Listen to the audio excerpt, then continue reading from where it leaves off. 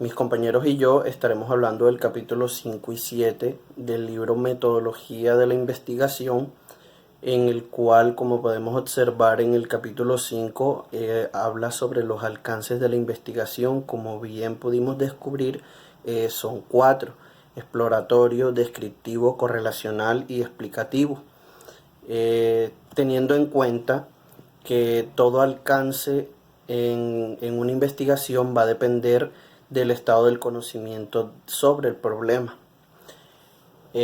Ahondando un poco más en detalle, el alcance exploratorio es aquel que se encarga de examinar un problema o un tema novedoso o poco estudiado. En el alcance descriptivo, como bien lo indica su nombre, es aquel que se encarga de describir fenómenos, situaciones, contextos y sucesos con la finalidad de detallar cómo son y cómo se manifiestan. En la investigación Síntomas al Internet y dependencia al móvil, pudimos observar que es de naturaleza cuantitativa, debido a que en ella se aplicó la escala Likert para determinar y verificar la adicción al Internet. También descubrimos que es de alcance descriptivo, porque en ella se describen variables, comportamientos de la población en función a las preguntas resueltas de la escala. También observamos que es de alcance comparativo, ya que existen dos variables en las cuales se quiere ver por qué se relacionan una con la otra. De diseño transversal, porque se aplica el instrumento en un solo momento, donde solo se muestra un solo resultado. Primeramente, el alcance correlacional es básicamente asocian variables mediante un patrón predecible para un grupo o población. Este tipo de estudio tiene como finalidad conocer la relación o el grado de asociación que se tienen entre dos o más conceptos, categorías o ya sean variables en una muestra o contextos en particular. Siguiendo este mismo contexto, cuando una variable cuando el estudio correlacional puede ser negativo, debido que es porque una variable con valores bajos tenderá a disminuir la otra, en este caso será negativo, o puede ser positivo en caso de que una variable deriva de la otra, o puede presentarse el caso donde las variables no siguen un patrón común y entonces se fluctúan. Por otra parte, tenemos el estudio del alcance explicativos, que pretende dar las causas de los sucesos o de los fenómenos que se estudian. Intentan explicar por qué se presenta un fenómeno y por qué se manifiesta o por qué se relacionan dos o más variables. Por último, se puede decir que una investigación puede abarcar fines exploratorios en un inicio o terminar siendo descriptivo, correlacional o hasta explicativo. Todo depende de los objetivos del investigador. Parentales hacia la crianza y perfil de socialización en niños escolarizados en Sincelejo, realizado por autores como Vergara, Mesa, Peña y Galindo, pretenden determinar la relación entre las actitudes parentales hacia la crianza y perfiles de socialización en niños y niñas. Primeramente, se utilizó una metodología de enfoque cuantitativo, debido a que la investigación se rige bajo unos lineamientos delimitados. Se expresa bajo análisis estadísticos y medición numérica.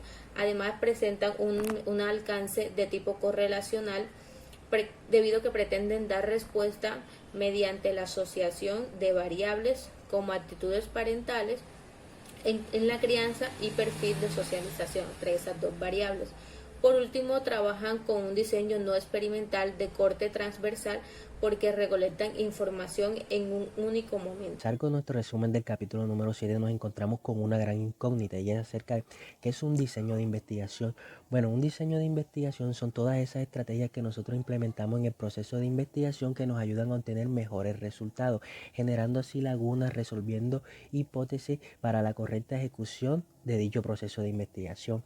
Cabe pues mencionar aquí que si a la hora de nuestro proceso de investigación no tenemos los resultados que esperamos, es preferiblemente que cambiemos el plan de intervención a uno que se acomode a las necesidades para lograr dicha investigación. Está bien, pues en el proceso cuantitativo, ¿de qué tipo de diseño disponemos para investigar? Bueno, pues en la literatura para investigar, pues encontramos muchas clasificaciones de diseños, pero el que realmente adoptamos en este proceso cuantitativo es la investigación no experimental y la investigación experimental. Bueno, pues el término experimento tiene dos acepciones, una general y una particular.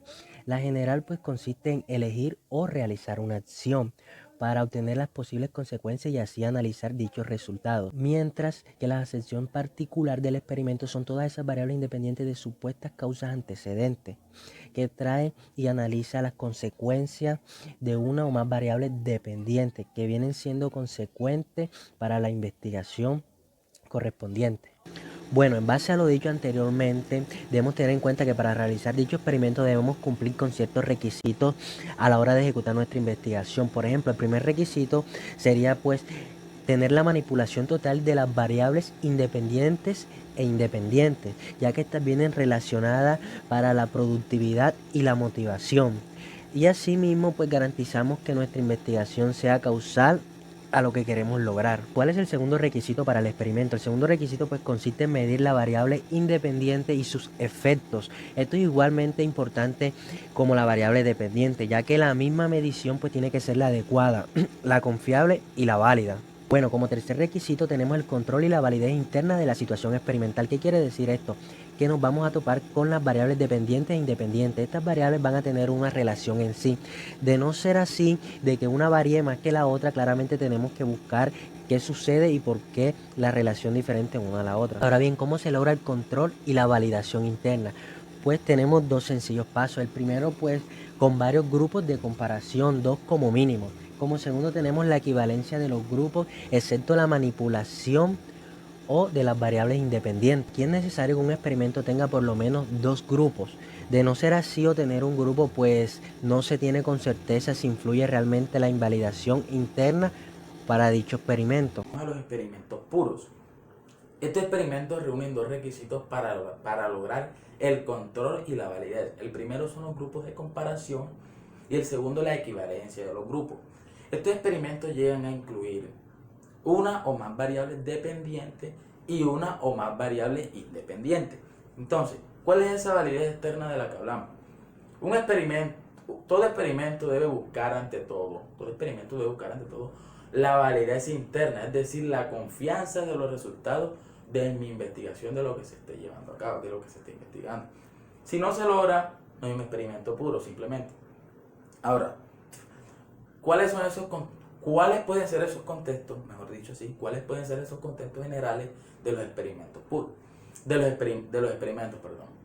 Entonces, en la literatura de la investigación se distinguen dos contextos generales en los que llega a tomar un lugar de diseño experimental. Entonces, el primer contexto es el contexto pues, de laboratorio y el segundo es el de campo. Entonces, en el de laboratorio, ¿qué se hace? Pues, ¿qué se lleva a cabo más o menos? Se realizan en condiciones controladas y en el de campo los estudios son efectuados en una situación realista. Realizar una investigación debe ser minuciosa, debe ser detallada. Debemos buscar todas las bases teóricas que refuercen nuestra investigación. La investigación no experimental simplemente es la investigación que se realiza sin manipular deliberadamente las variables. Recuerden que las variables es algo muy fundamental, es algo principal en la investigación. ¿Ya? La variable dependiente y la independiente. Entonces, tipos de diseño no experimental. Tenemos el transicional y el longitudinal. Entonces, ¿cuál es la diferencia? Que el transicional recoge información en una ocasión, en un momento, ya enseguida. Y el longitudinal de pronto es más detallado porque recoge información en varios momentos. Ya, entonces, al momento, como lo dije ahorita, al momento de nosotros realizar una buena investigación, debemos hacerla detallada, debemos entregar ese producto deseado. Primordialmente debemos retarnos a cumplir esos objetivos que nos implementamos al momento de iniciar nuestra investigación.